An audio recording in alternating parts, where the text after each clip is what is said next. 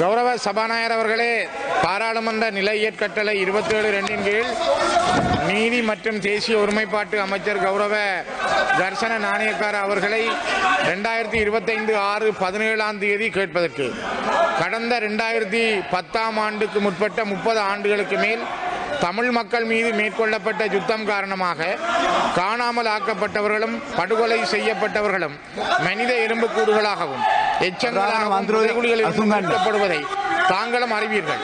அந்த வகையில் மண்டதீவு செம்பாட்டு தோட்டம், புனித தோமையார் ஆலயத்தின் அருகாமை, திருக்கேதீஸ்வரம், முல்லைத்தீவு, குமுளமுனை, கொக்குத்தொடுவாய் உள்ளிட்ட மனித புதைகுழிகளில் வரிசையில் தற்போது யாழ்ப்பாணம் செம்மணி சிந்துப்பாத்தி பகுதியிலிருந்தும் மனித எலும்புக்கூடுகள் மீட்கப்பட்டுள்ள நிலையில் இவை முழுமையாக தமிழ் மக்களுடையவைதான் என்பது தெளிவாகிறது.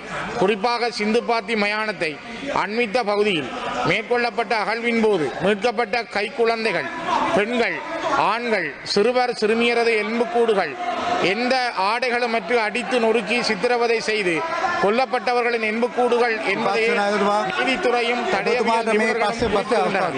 அந்த வகையில் மனித புதைகுழிகள் மலிந்த இடமாகவே வடக்கு கிழக்கு பகுதியில் அமைச்சர் அறிவாரா?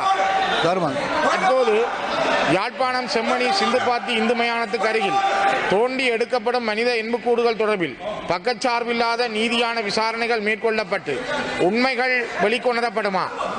இதற்கு முன்னர் நடைபெற்ற முல்லைத்தீவு கொக்குத்தொடுவாய் மனித புதைகுழிகள் அகழ்வு பணிகள் நிறைவு பெற்று விட்டதா என்பதையும் அது சார்ந்து நீதித்துறை மேற்கொண்ட நடவடிக்கைகள் எவை என்பதையும் அமைச்சர் இச்சபைக்கு அறிவிப்பாரா?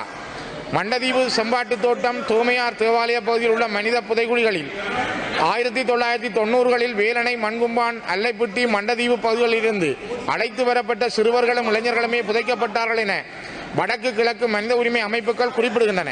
இது சார்ந்த விசாரணைகள் மேற்கொள்ளப்படுமா என்பதை அமைச்சர் இச்சபைக்கு அறிவிப்பாரா? 3ஆம் வட்டாரம் மண்டதீவைச் சேர்ந்த திருமதி சூசைதாஸ் ஜேசுரட்னம் தர்மராணி என்ற தாயார் தனது 2 பிள்ளைகள் உட்பட 84 பேர் மண்டதீவில் காணாமலாக்கப்பட்டுள்ளதாகவும் அதற்கான நீதியை பெற்றுத் தருமாறும் 2025/4/30 ஜனாதிபதிக்கு ஒரு கடிதத்தை அனுப்பி அதன் பிரதியை எனக்கும் கிடைக்கச் செய்துள்ளார். 1990ஆம் ஆண்டு காணாமலாக்கப்பட்ட தமது பிள்ளைகளுக்கு என்ன நேர்ந்தது என்ற கேள்விகளோடு காத்திருக்கும் இந்த தாய்மாருக்கு அமைச்சரின் பதில் என்ன? திருக்கேதீஸ்வரம் பகுதியில் அடையாளப்படுத்தப்பட்ட மனித புதைகுழியின் அகழ்வு கிடப்பில் போடப்பட்டுள்ளது. இதன் உண்மை நிலை என்பது எப்போது வெளிவரும் என்பதை அமைச்சர் இந்த சபைக்கு அறிவிப்பாரா?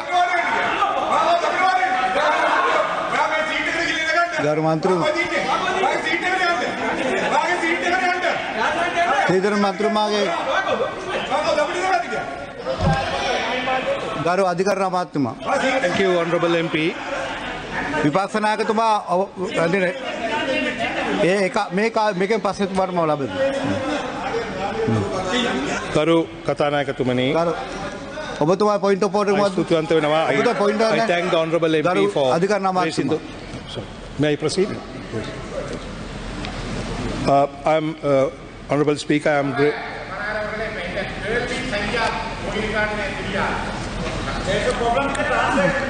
என்னுடைய கேள்வி கௌரவ சபாநாயகர் அவர்களே, என்னுடைய கேள்வி இந்த சத்தங்களுக்கு இடையில சரியாக இந்த சபையில சமர்ப்பிக்க முடியவில்லை. அப்படி என்றால் எனக்கு நீங்க திருப்பி ஒரு சந்தர்ப்பம் தர வேணும். நான் இதை சரியா வாசிக்க வேணும், இந்த கேள்வியை வாசிக்க வேணும். இல்ல நான் ஒருக்கா திரும்பி இதை வடிவா தெளிவா வாசிக்க வேணும். No, I clearly understood. I clearly understood. The translation was good. So thank you, Honorable MP. I clearly understood. And also the questions were sent in writing. So I know what the questions are. Thank you, Honorable MP, for your courtesy.